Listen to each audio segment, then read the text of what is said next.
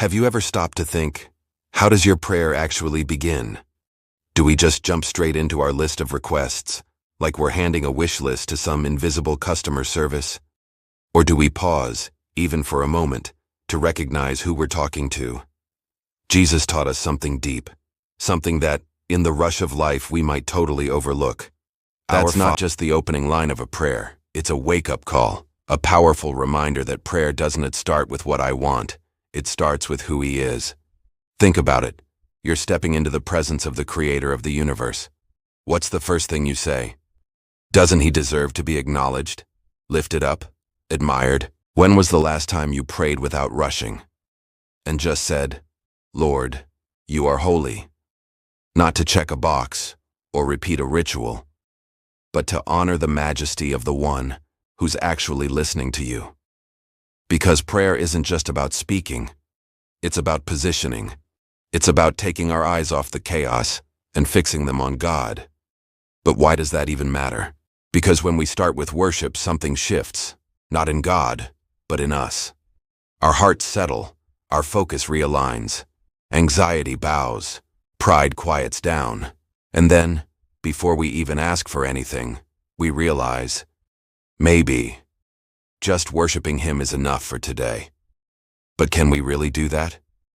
Can we lay down our wants for just a moment and simply revere Him? Maybe that's the key. Maybe that's exactly what our soul has been craving, and we didn't even realize it. To begin, not with hurry, but with reverence. So what if, tomorrow, when you pray, your first word isn't, I need, but holy? Have you ever prayed, and deep down, kinda hoped God would just go along with your plan? Yeah, me too. We show up, say our piece, maybe even cry a little, and what we're really thinking is, God, please, just do it my way. But Jesus, in the middle of teaching us how to pray, flips the script. Your will be done, on earth as it is in heaven. Wait, your will? Not mine? Not my timeline? My solution? My idea of how things should go? That's hard. Let's be honest. Because surrender doesn't come naturally. We like control. We like certainty. We like knowing how the story ends. But what if prayer isn't about convincing God to agree with us? What if it's about us learning to agree with Him? Let that sink in for a second. Your will be done. There's so much weight in those 4 words.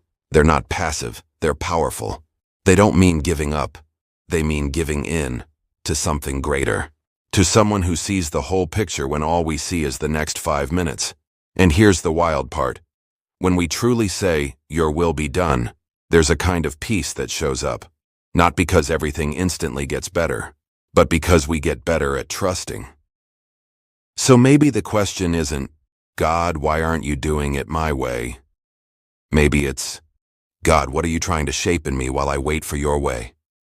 Because His way. It might not be easier, but it's always better. And maybe, just maybe, surrender is where the freedom actually begins. Give us today our daily bread. Simple words. But, wow. So much wrapped up in that one little line. Jesus could have said, give us enough for the week, or give us security for the future. But instead, just today, just daily bread. Why? Because daily bread forces us to trust. Not in what we've saved, not in what we can control, but in God showing up today, again and again and again. And let's be real. That's tough. We live in a world that's obsessed with the next thing. Plan ahead, think long term, build safety nets. And while none of that is bad, Jesus is reminding us, what you really need is already in God's hands. For today. Right now. So let me ask you, what are you worrying about? Is it tomorrow's bills? Next week's deadlines? That conversation you've been dreading? Maybe today, God's just inviting you to breathe.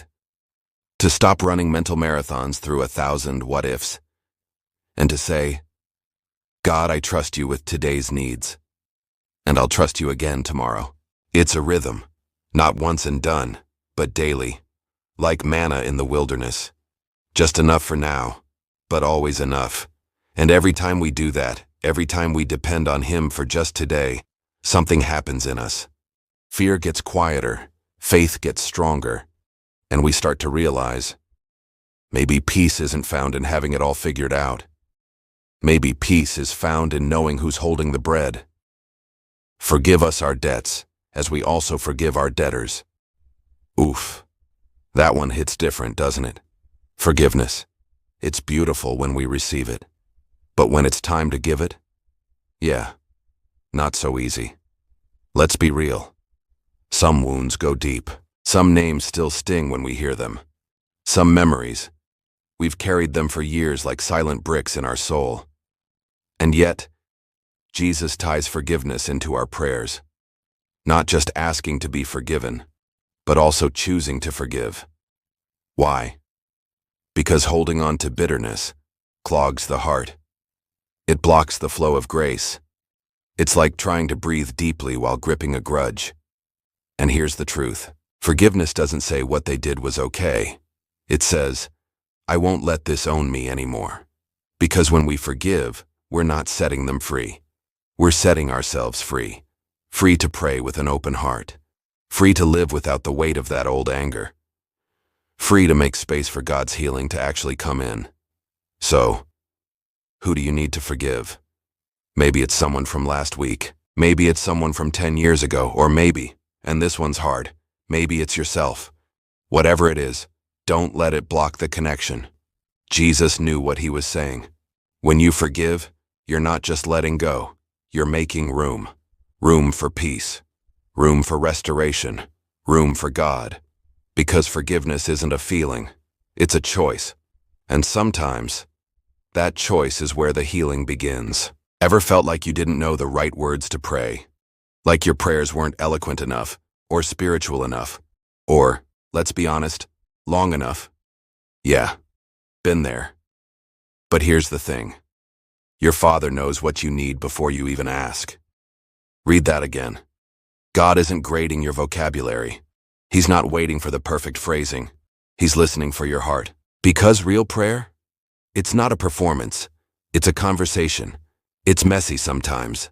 Unfiltered. Honest. It sounds like, God, I'm tired. Or, I don't even know what to say right now. Or, help, please. And that's enough. You don't have to dress it up. You don't have to pretend. You just have to show up and be real. Jesus made it clear. Faith, fancy words, authenticity, performance. So let me ask you, when you pray, are you trying to impress God or connect with Him? Or because He's not after perfection, He's after you, the real you, the confused you, the joyful you, the broken you, the you that doesn't always get it right, but still shows up anyway. That's the prayer He treasures. Not because it's polished, but because it's true. So next time you pray, don't overthink it. Just be honest, be present, be you. That's all He ever wanted. If this spoke to your heart, don't forget to like, share, and subscribe. And hey, hit that notification bell so you don't miss the next one. I'll see you tomorrow.